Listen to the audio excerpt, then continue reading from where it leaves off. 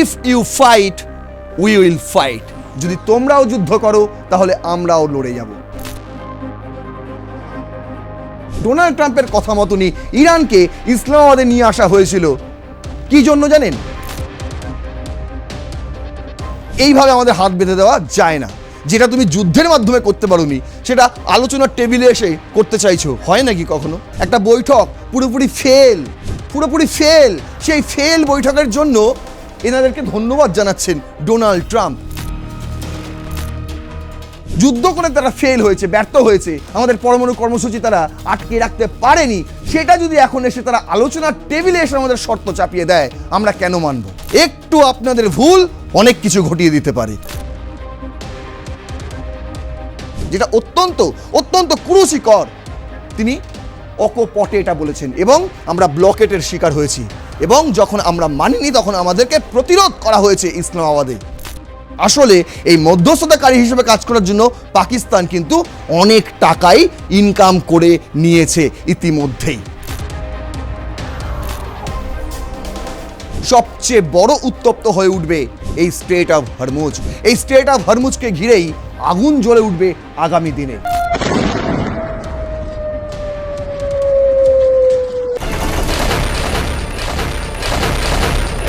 Donald ট্রাম্পের দেওয়া 15টি শর্ত ইরানের ওপর কার্যত চাপিয়ে দেওয়ার পরপরই গত 27শে মার্চ আমরা রণক্ষেত্রে একটি এপিসোড করেছিলাম, যে এপিসোডের হেডলাইন ছিল বেঈমান পাকিস্তান।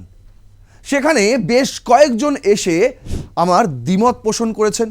সেই এপিসোডে আমি যা তথ্য তুলে ধরে যা ক্লেম করেছিলাম, অনেকেই একমত হয়েছিলেন, কিন্তু আবার অনেকেই একমত হননি।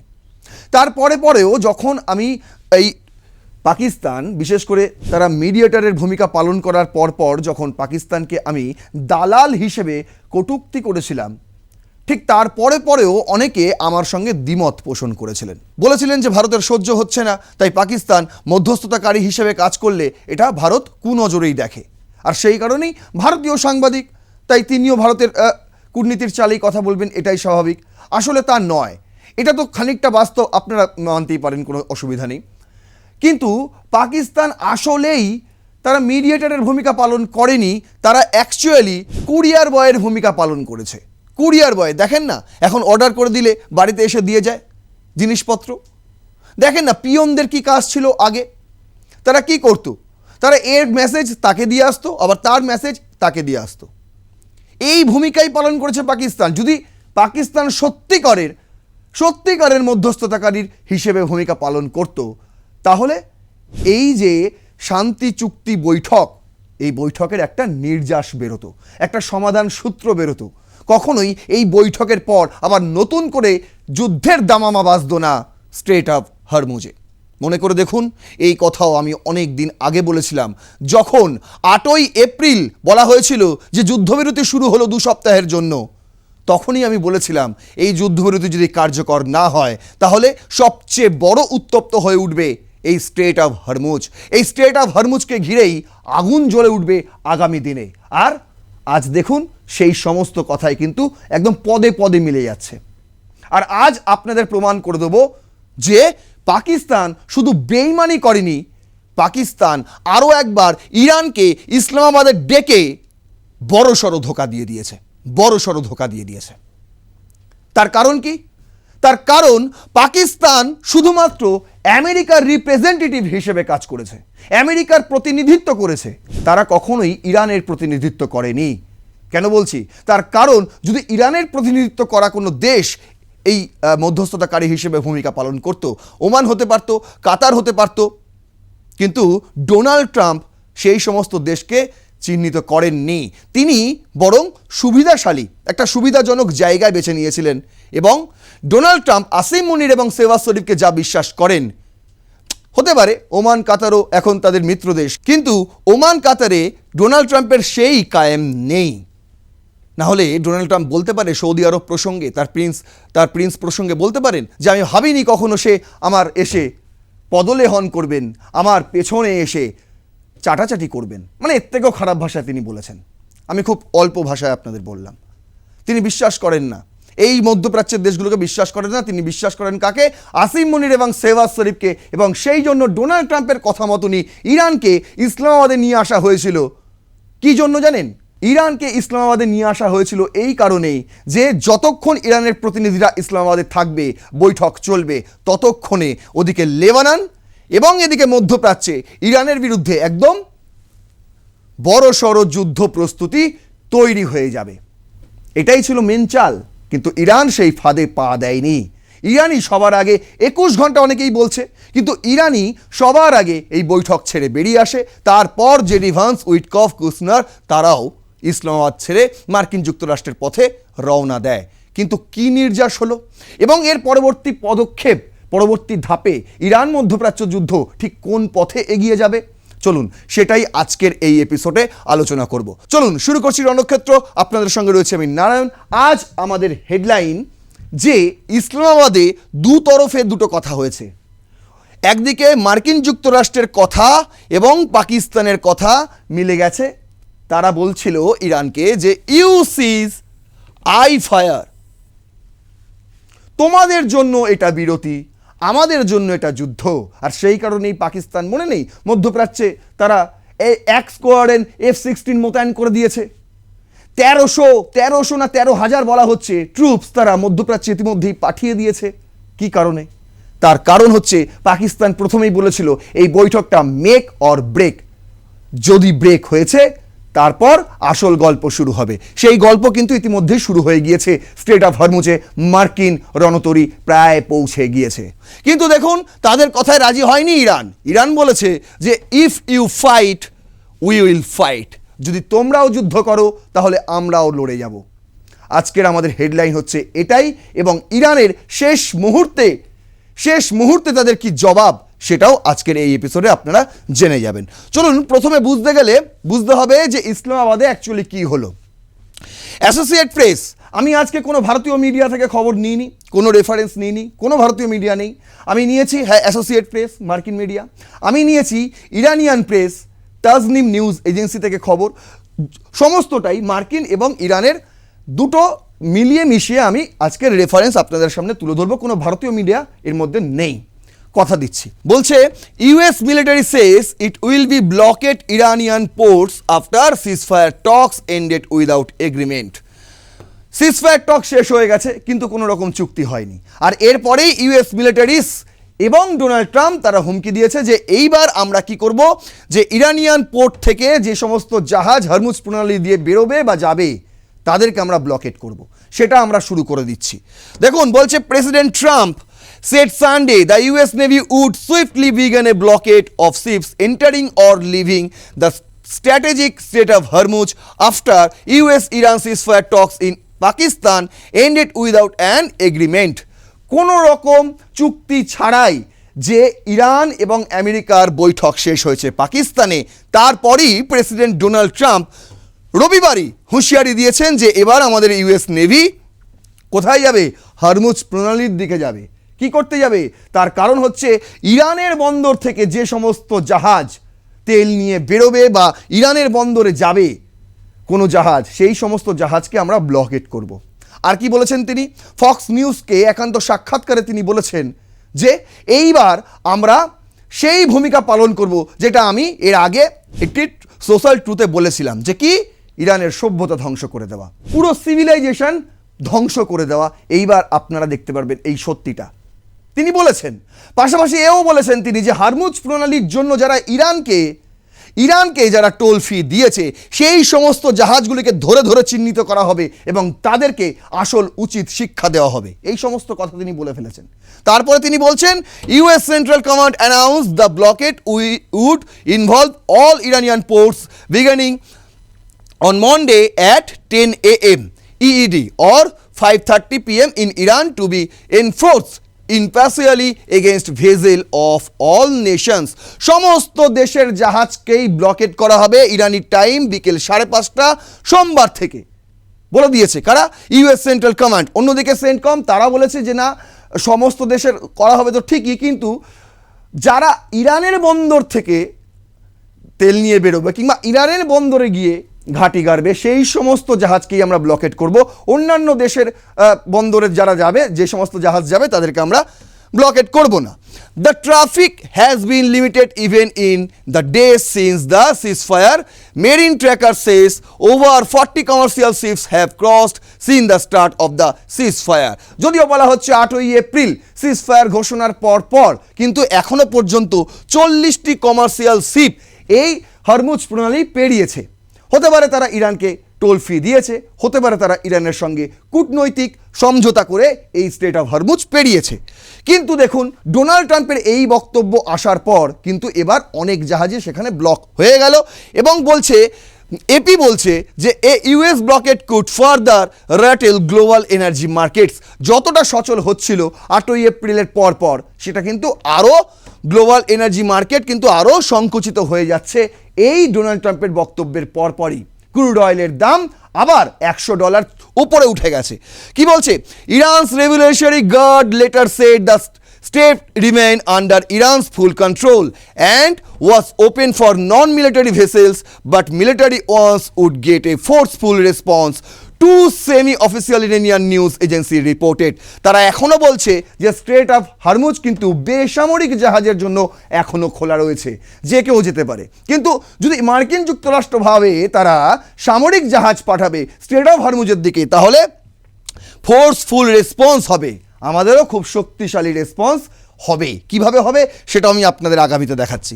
বলছে, during the 21 hour talks this weekend in Pakistan, the US military said two destroyers had transited the state ahead of mine clearing work, a first since the war began.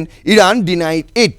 বলছে ইতিমধ্যেই তো ইরান সেখানে মাইন্স পেতে রেখেছে, কেউ বলুক নাই বলুক মার্কিন যুক্তরাষ্ট্র এটা বিশ্বাস করছে এবং আলোচনার টেবিলেও এই কথা উঠেছে।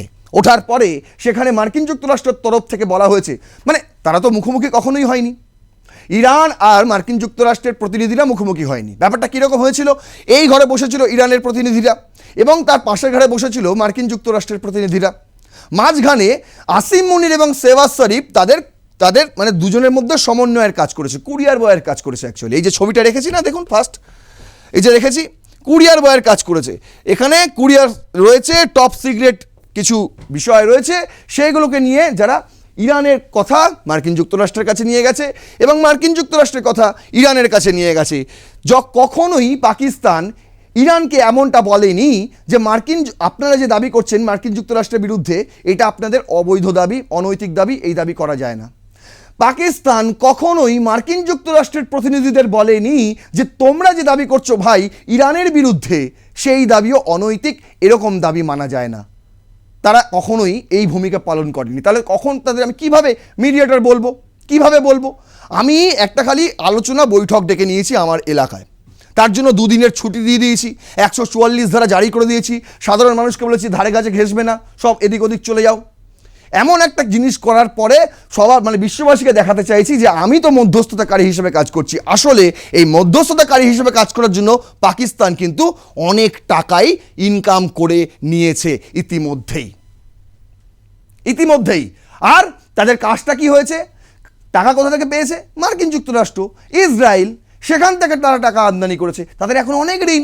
সৌদি আরব তাদের থেকে টাকা চেয়ে বসেছে, বলছে ওই সৌদি আরবকে যখন ধ্বংস করে দিচ্ছে ইরান, তখন তোমাদের মিলিটারি তো পাঠাওনি, কিন্তু তোমরা একটা চুক্তি করেছিলে যে সৌদি আরবে যদি হামলা হয় তাহলে পাকিস্তানেও হামলা, পাকিস্তানি মিলিটারি আসবে সৌদি আরবে যুদ্ধ করতে, তোমরা তো আসোনি। কিন্তু ওই চুক্তির বদলে তোমরা আমাদের থেকে অনেক কোটি মিলিয়ন মার্কিন ডলার নিয়ে চলে গেছো, এবার সেই টাকা ফেরত দাও। তুমি তোমার চুক্তি ভঙ্গ করেছো, আমার টাকা আমাকে ফেরত দাও। সেই টাকা কোথা থেকে ফেরত দেবে? এখন একটা প্রক্সি দেখাচ্ছে, কিছু F-16 পাঠিয়ে, JF-17 পাঠিয়ে সৌদির আকাশে ঘোরাচ্ছে, রিফিউলিং জেট পাঠিয়েছে, বলছে দেখুন এবার আর ইরান আপনাদের উপর হামলা করতে পারবে না, যদি করে আমরা আছি। কখন? যখন ইসলামাবাদে শান্তি বৈঠকের ব্যবস্থা করেছে এই আসিম মুনির, শেহবাজ শরীফ। মানে বুঝতে পারছেন ধোকাটা ঠিক কীরকমভাবে পেছন দিক দিয়ে এসে ইরানের পিঠে ছুরি গেঁথে দিচ্ছে পাকিস্তান। আর বুঝতে কারোর অসুবিধা নেই, তাই জন্য পাকিস্তানকেও ভর্ৎসনা করেছে ইরান, সেটাও আপনাদের আজকে দেখাবো। বলছে কি, এই বক্তব্য উঠেছিল, মার্কিন যুক্তরাষ্ট্র বলেছিল যে সময় মাইন ক্লিয়ার করার কাজ শুরু হয় তার আগেই নাকি 2টি ডেস্ট্রয়ার ওই হরমুজ প্রণালী পেরিয়েছে। ইরান বলছে না ভাই তোমরা কোথা থেকে পেয়েছো এই সমস্ত তথ্য, ভুলভাল। তারা তারা প্রকাশ্যে ডিনাই করেছে এই তথ্য একদমই বেকার। ইরান ডিনাই ইট, যে তোমাদের এই তথ্য একদম বোগাস, এর সঙ্গে কোনো বাস্তবের মিল নেই।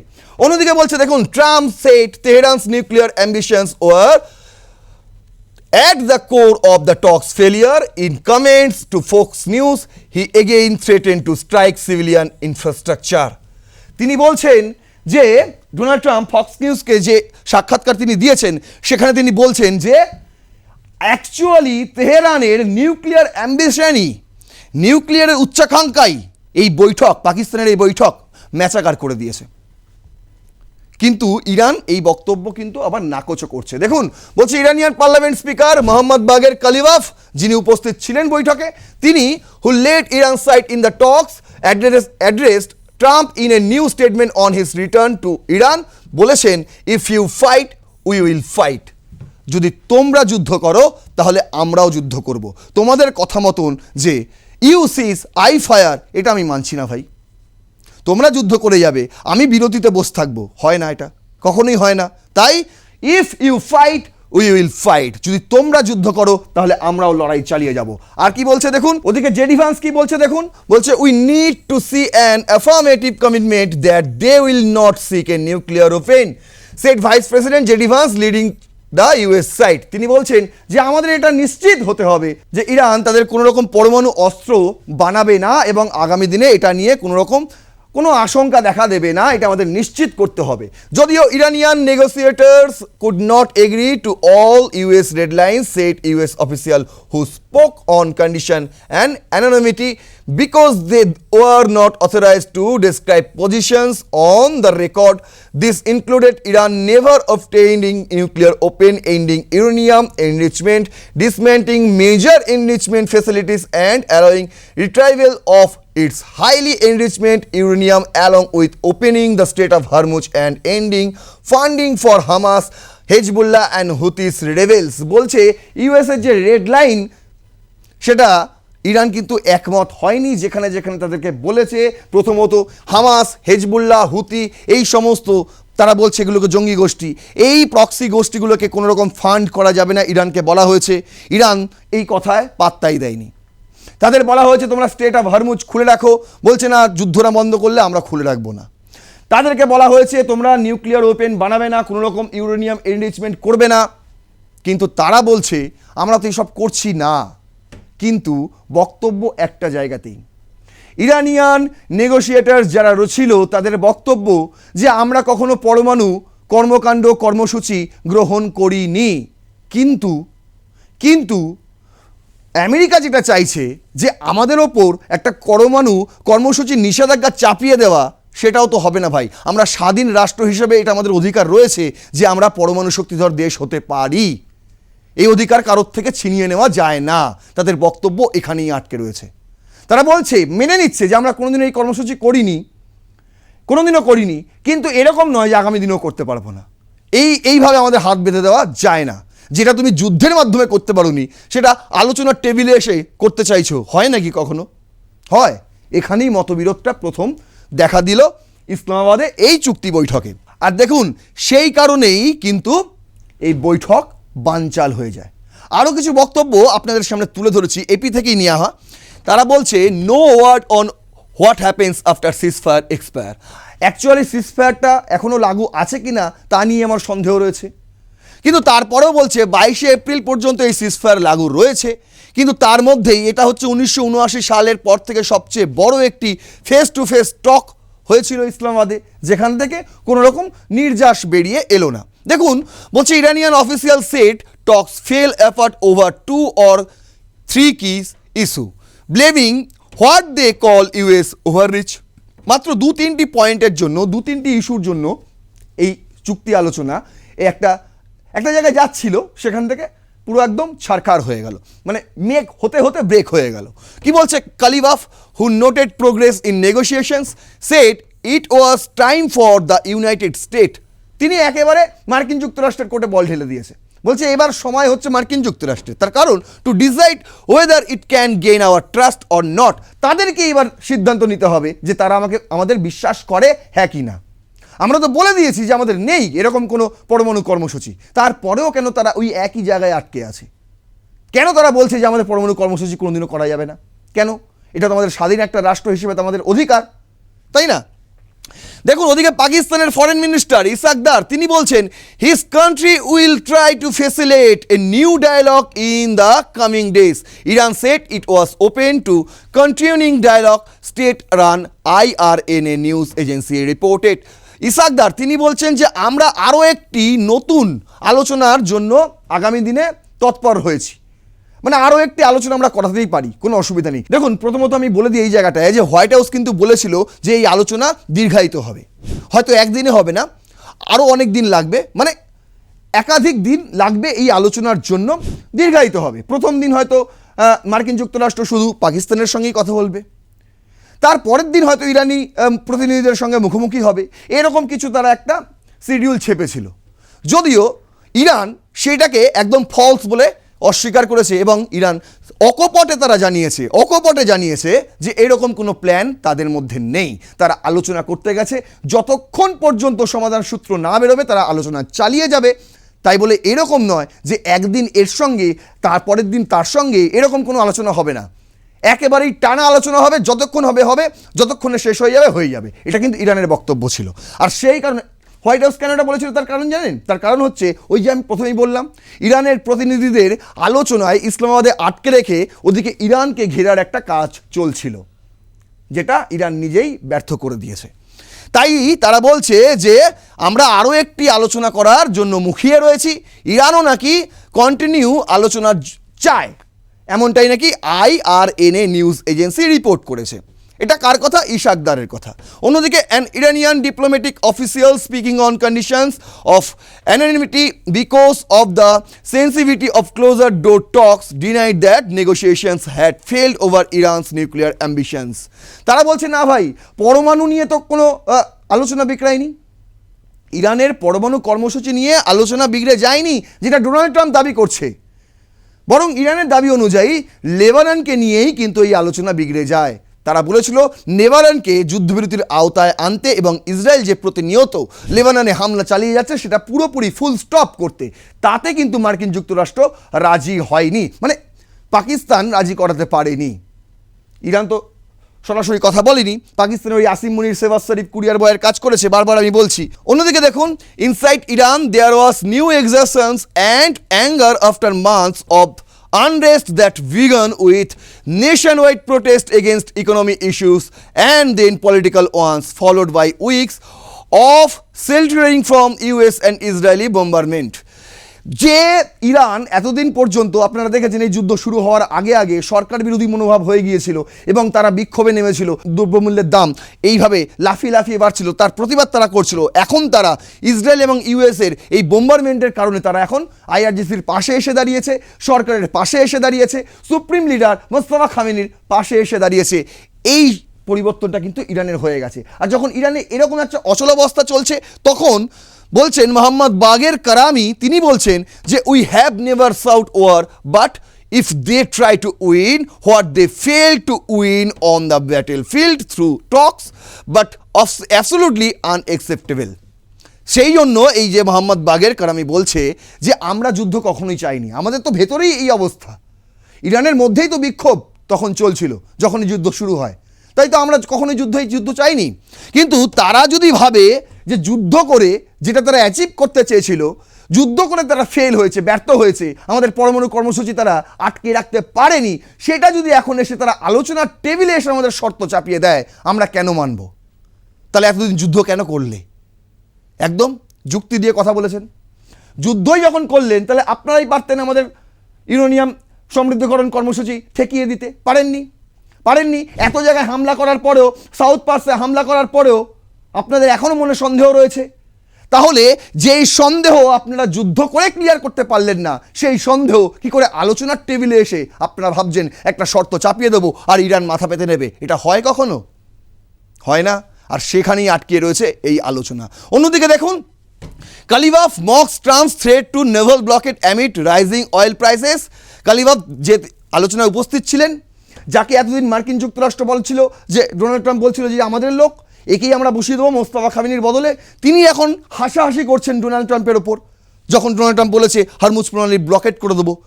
তারপর তিনি বলছেন যে ঠিক আছে আপনারাও রেডি থাকুন, গ্যাসের দাম $4 থেকে $5 হতে চলেছে, তার জন্য আপনারা রেডি থাকুন, বন্ধ করে দিন হরমুজ প্রণালী, কোনো দরকার নেই। অন্যদিকে দেখুন navy chiefs ridiculous Trump's threatens of Naval blockade of Iran. ইরানের নেভি চিফ তিনিও হাসি মজাক করেছেন ডোনাল্ড ট্রাম্পের এই বক্তব্য নিয়ে, বলছেন যখন গোটা বিশ্ব অস্থির তখন ডোনাল্ড ট্রাম্প সেই অস্থিরতা বাড়িয়ে দিয়ে আরও মজা নিচ্ছে। আচ্ছা, এব্রাহিম জোলফাগারি আইআরজিসির মুখপাত্র, তিনি এই ছবিটি পোস্ট করেছেন ইরানের এবং হরমুজ প্রণালী দেখিয়ে দিয়েছে, পুরো একদম টার্গেটে রয়েছে, টার্গেটে। কি বলছেন? বলছে all traffic or lack of traffic in the strait of Hormuz is under observation of the Iran arm force, any wrong move will trap the enemy in a deadly whirlpool. একটু আপনাদের ভুল অনেক কিছু ঘটিয়ে দিতে পারে। কেন? তার কারণ হচ্ছে এই মুহূর্তে আমাদের অবজারভেশনে রয়েছে পুরো state of Hormuz, Iran arm ফোর্সের অবজারভেশনে রয়েছে গোটা স্টেট অফ হরমুজ। যদি আপনাদের একটু রং মুভ হয় তাহলেই আপনাদের শিক্ষা আমরা দিয়ে দিতে পারবো। এবার আসছি পাকিস্তানের কথায়। পাকিস্তান, এই হচ্ছে আসিম মুনির, শেহবাজ শরীফ, মনে আছে এই ছবিটা? মনে আছে? বালুচিস্তানের সেই রত্ন নিয়ে গিয়ে ট্রাম্পকে শোকেস করাচ্ছে, দেখুন আমাদের কাছে কত রত্ন রয়েছে বালুচিস্তানে, এই সমস্ত রত্ন তো আপনাকে বিক্রি করবো মশাই। বিজনেসম্যান, কেউ বলবে ইনি প্রধানমন্ত্রী, ইনি ফিল্ড মার্শাল, মানে একটা দেশের প্রতিনিধিত্ব করছেন? না ভাই, এরা বিজনেসম্যান, আর এরা বিজনেসই করেছে, এই মুহূর্তেও তারা বিজনেস করেছে।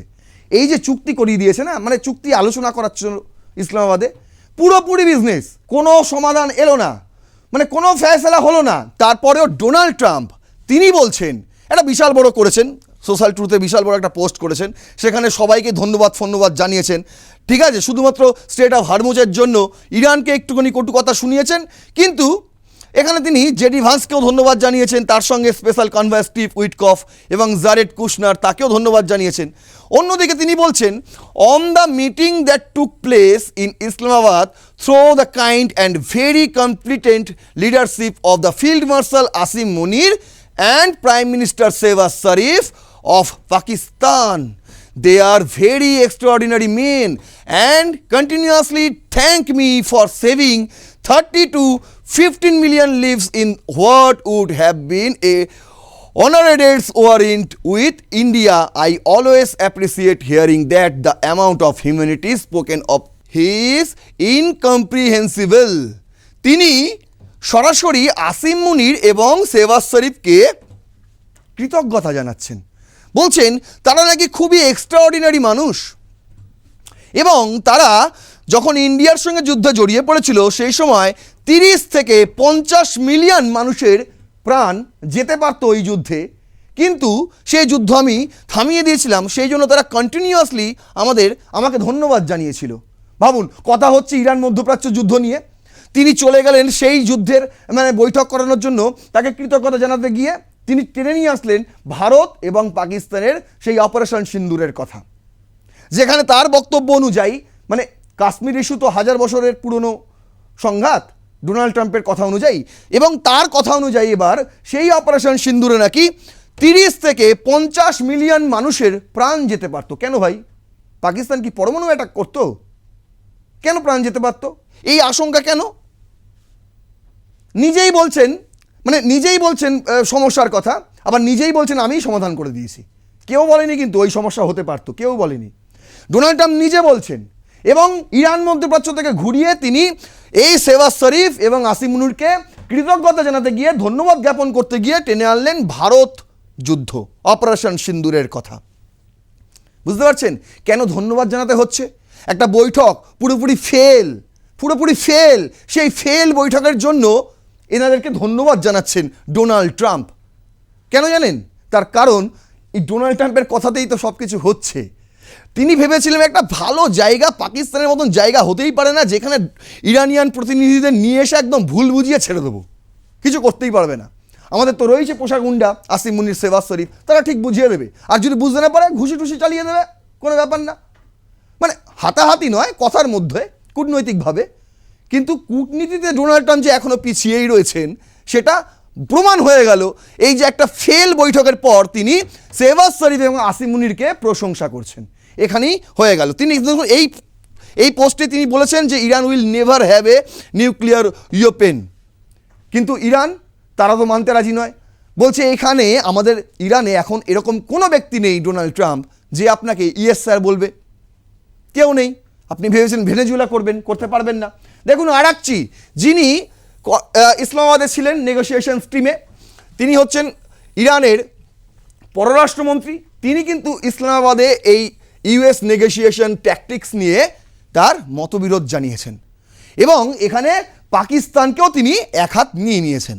তারা বুঝতে পেরে গেছেন, ইরান এখন বুঝতে পেরে গেছে যে পাকিস্তান অ্যাকচুয়ালি ইরানকে ডেকে পেছন দিক দিয়ে পিঠে ছুরি বসাতে চেয়েছিল, কিন্তু ব্যর্থ হলো পাকিস্তান। তিনি বলছেন যে in intensive talks at highest level in 47 years, Iran engaged with US in good faith to the end war, Arakchi said in a post on his X account on Monday. সোমবার তিনি লিখেছেন, but when just inches away from Islamabad মৌ, প্রায় 1 ইঞ্চির মতন বাকি ছিল, মৌ স্বাক্ষর হয়তো হয়েই যেত, ঠিক সেই সময় এসে we encountered maximalism, shifting goalpost and blockade, ঠিক সেই সময় এসে আমরা চরম পন্থার মুখোমুখি হই, ঠিক সেই সময় এসে আমরা পরিবর্তন হয়ে যায় গোল মার্কিন যুক্তরাষ্ট্রের। তিনি বলতে এসেছিলেন একটা কথা, আবার বলতে এলেন অন্য কথা। যখন একটা গোল আমরা মেনে নিচ্ছি, তখন আবার পরবর্তী গোল নিয়ে তারা চলে আসছেন শেহবাজ শরীফ এবং আসিম মুনির, যেটা অত্যন্ত অত্যন্ত কুরুচিকর। তিনি অকপটে এটা বলেছেন এবং আমরা ব্লকেটের শিকার হয়েছি এবং যখন আমরা মানিনি তখন আমাদেরকে প্রতিরোধ করা হয়েছে ইসলামাবাদে। এক ধরনের যাকে বলে পাতি বাংলায় প্রায় গলা টিপতে এসেছিল আমাদের, কিন্তু আমরা সেখান থেকে বেঁচে ফিরে এসেছি। The Iranian foreign minister explained, বলছে কি, zero lesson earned, good will begets good will, enmity begets enmity, he reminded us. US, তিনি বলছেন সবসময় আপনার ভালো ব্যবহার কিন্তু একটা ভালো জিনিসের সূচনা করে, কিন্তু আপনার শত্রুতা সবসময় শত্রুতারই সূচনা করে, সেটা কখনোই বন্ধুত্বে ফিরে আসে না। আর এই ধোঁকাদারিটা আমাদেরকে অবশ্যই তো ইউএস করেছে এবং সবচেয়ে বেশি বড় ধোঁকাটা দিয়ে দিয়েছে পাকিস্তান। তারা মধ্যস্থতাকারী হিসেবে কাজ করতে গিয়ে তারা পাকিস্তান অ্যাকচুয়ালি মার্কিন যুক্তরাষ্ট্রের হয়ে প্রতিনিধিত্ব করেছে, যেটা খুবই খুবই কুরুচিকর। তাসনিম নিউজ এজেন্সি এই খবর করছে, লাস্ট মুহূর্তে US Israel to leave regional empty handed IRGC Quds force chiefs. এনার নাম জেনারেল ইসমাইল খানি, তিনি এই মুহূর্তে the commander of the IRGC Quds ফোর্সের এই মুহূর্তে তিনি কমান্ডার, জেনারেল ইসমাইল খানি। তিনি কি বলছেন, the integrated front of resistant has a powerful and effective presence thought out the region and is waiting for the enemies of humanity, Brigadier General Ismail Khani said on social network post. The US and the Zionist regime should remember how they fled empty-handed from the heroic Yemen, Bab el-Mandeb and the Red Sea. He added, now they will also leave the region without any achievement, the IRGC general stated. বলছে ঠিক তারা যেভাবে Yemen থেকে মুখ লুকিয়ে পালিয়েছিল, বাব আল মানদেব থেকে মুখ লুকিয়ে পালিয়েছিল, ঠিক একই রকমভাবে এবার তাদের স্টেট অফ হরমুজ ছেড়েও চলে যেতে হবে এবং কোনো রকম অ্যাচিভমেন্ট না নিয়েই, কোনো রকম সাফল্য অর্জিত না করেই তোমাদের এবার ইরানকে ছাড়তে হবে। শুনে রাখো মার্কিন প্রেসিডেন্ট, শুনে রাখো মার্কিন যুক্তরাষ্ট্র এবং শুনে রাখো জিওনিস্ট রিজিম, মানে ইসরায়েলকে তিনি বলছেন। অন্যদিকে এব্রাহিম জলফাগারি তিনি আরও একটি টুইটে ভিডিও বার্তা দিয়েছেন, যেখানে তিনি বলছেন যে if the US takes action in the strait of Hormuz, the Bab el Mandeb could be next. যদি স্টেট অফ হরমুজে এবার ফুল কন্ট্রোল নিতে চায় মার্কিন যুক্তরাষ্ট্র, তাহলে এবার আমরা বাব এল মানদেবেরও ফুল কন্ট্রোল নিয়ে নেব। কি করতে পারবে মার্কিন যুক্তরাষ্ট্র, করে নিক। এই মুহূর্তে এসে এই জায়গায় দাঁড়িয়ে রয়েছে গোটা ইরান মধ্যপ্রাচ্য যুদ্ধের পরিস্থিতি, যেখানে কেউ 1 ইঞ্চি মুখ নিচু করতে নারাজ, মাথা নত করতে নারাজ। আমি এই কথা কিন্তু গত এপিসোড কিংবা গত কয়েকদিনের এপিসোডেই আমি বলেছি, আপনাদের বারবার বলেছি যে কখন একটা যুদ্ধবিরতি সম্ভব হয়, যখন দুর্বল, সামরিকভাবে দুর্বল কোনো দেশ সামরিকভাবে শক্তিশালী কোনো দেশের কাছে মাথা নত করে নেয়। এক্ষেত্রে ইরান যদি মাথা নত করে নিত তাহলে হয়তো যুদ্ধবিরতি হয়ে যেত। তার কারণ মার্কিন যুক্তরাষ্ট্র কখনোই মাথা নত করবে না। কিন্তু মার্কিন যুক্তরাষ্ট্রের এখন পেছনে বিশাল তারা রয়েছে এই যুদ্ধ ছেড়ে চলে যাওয়ার জন্য। সেই কারণে মার্কিন যুক্তরাষ্ট্র করলেও হয়তো মাথা নত করে নিতে পারতো, কিন্তু যদি করতো, ডোনাল্ড ট্রাম্প এই মিড টার্ম ইলেকশনে এমনিও তার গদি টলমল, মিড টার্ম ইলেকশনে কী হবে বোঝা যাচ্ছে না, 29 পর্যন্ত ঠুটো জগন্নাথ হয়ে বসে থাকবেন কি না এখন সেদিকেই তাকিয়ে থাকতে হবে। অন্যদিকে ইরান কিন্তু ছেড়ে কথা বলছে না, আগামী দিনে ইরান কী কী পদক্ষেপ নেয় সেগুলোও কিন্তু আপনাদের সামনে তুলে ধরবো। অবশ্যই কথা দিলাম, আজকের এই এপিসোড যদি মনে হয় যুক্তিযুক্ত এবং তথ্যসমূহ বিশ্লেষণ রয়েছে তাহলে অবশ্যই শেয়ার করবেন, আরও 5 জনকে দেখার সুযোগ করে দেবেন। আপনার মূল্যবান বক্তব্য অবশ্যই কমেন্ট বক্সে লিখবেন এবং লাইক করবেন ভিডিওটি, সাবস্ক্রাইব করবেন আর প্লাস নিউজ 24x7 এবং দেখতে থাকুন রণক্ষেত্র। জয় হিন্দ, বন্দে মাতরম।